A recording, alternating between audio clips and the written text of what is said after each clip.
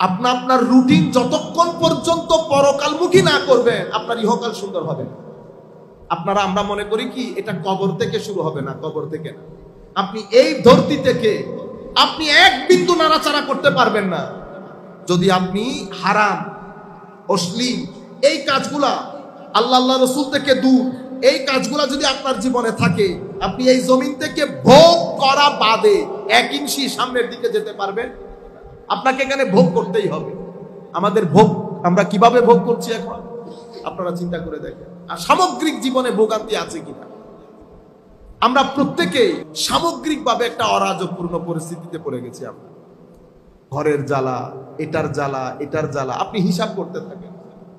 আমাদের ঘরগুলা মোস্টলি, আমি যদি একজন একজন করে পরীক্ষা করি তো সবাই মোস্টলি বলবে হুজুর ফুয়াশার কারণে কি দিন হলে বোধ আগে।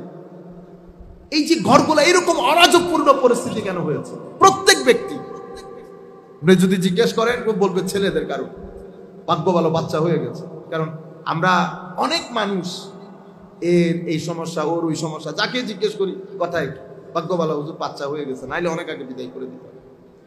তাহলে পারিবারিক অবস্থা যখন এত অস্থির হয়ে যাবে, আপনার নামাজে মন বসবে? মন বসবে। আপনার জীবনের সেট আপ করতে পারবেন না।